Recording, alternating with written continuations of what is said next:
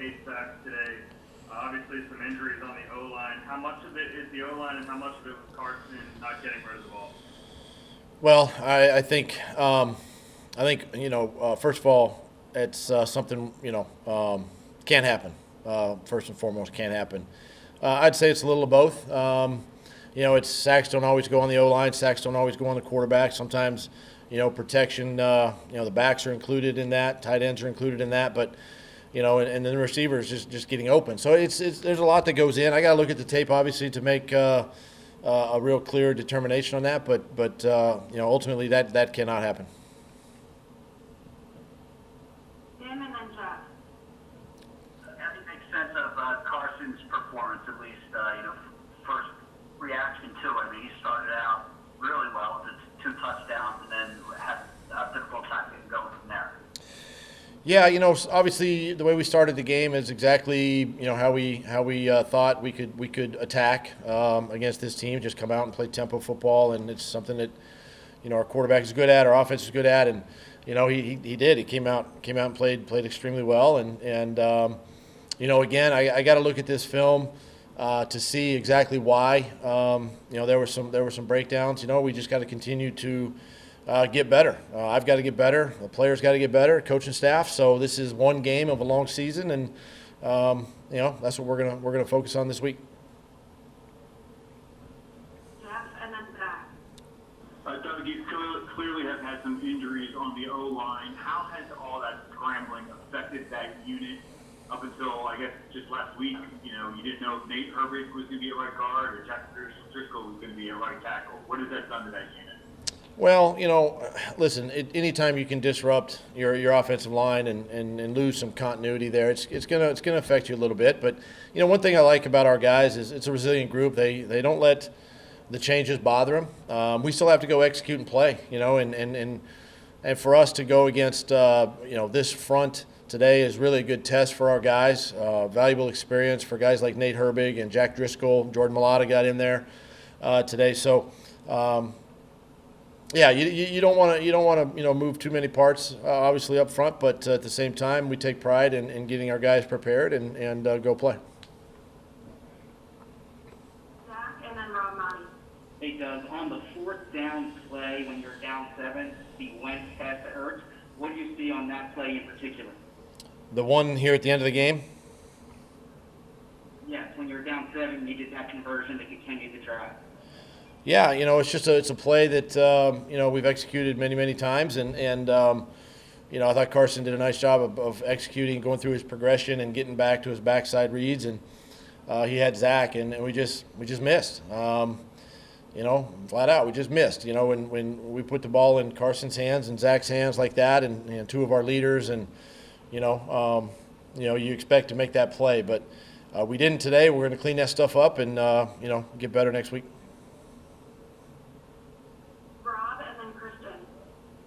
Doug, on the 2 interceptions, what did you see out of the rookie receivers? Could they have made a play, not necessarily to catch the ball but break it up? Was that just a matter of inexperience, or was it completely out of their hands? Yeah, it's going to be hard because both interceptions were away from me on their sideline.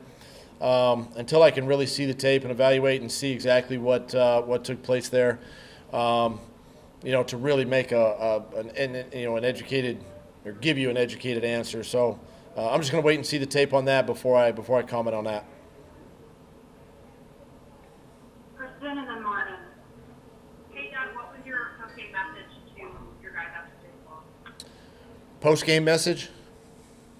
Is that what you asked? Yeah, post-game message. I just told them, listen, I said it's we got a lot of work to do. Today was not our best, and we've got to eliminate the mistakes. We can't have the sacks. We can't have the turnovers that we had today and expect to win, especially against a division opponent. So it's just one game. I told them that we're going to go to work, tomorrow and get ready for next week. Martin and then Chris Franklin. Hey, Doug, I was kind of curious, why didn't you use that prior at all? When we've seen him, he's been the first guy in it, left tackle, right tackle, and everything. Just kind of curious about that. Well, we make these decisions based on quite a few factors, but we felt that Nate had a good week of practice, and he had the opportunity to start today. Chris Franklin and then Ed Pratt. Listen, you guys ran the ball 17 times today versus 42 passes. With the makeshift offensive line, the pressure that Washington was getting, was there any consideration to possibly running the ball a little bit more, or did you guys go in this week looking at this? Yeah, I mean, this is obviously a great front, and the way we started the game with the tempo, we felt comfortable there, and we didn't do our best in the run game. That's an area that we've got to clean up, obviously, and make the necessary corrections. But listen, I don't necessarily in game know if we're throwing or running. I just know that we're going to execute the play called and do our best to try to score. Ed and then Nick. Hey, Doug, just to piggyback on that question, what can you do as a play caller to maybe try to take some of that deep off of Carson? Any misdirections or screens? We've seen the throwback screens to the tight end, but I don't think we saw any of that today. We actually had a couple screens called today. We did have a throwback screen to the tight end in there, and then a couple screens that we did call. We got negative yards, and it's hard. Today's game was kind of the tale of two halves. First half we stayed positive on first down. Second half we found ourselves in a lot of second longs, and against good defenses, good fronts like this, you got to stay out of those second longs. Screens are definitely a part of it, and again, it's an area that we got to get better. You have time for two more questions, guys. So let's go Nick and then Ryan. Doug, at the end of the first half, you got the ball inside of 2 minutes, 17-0 lead.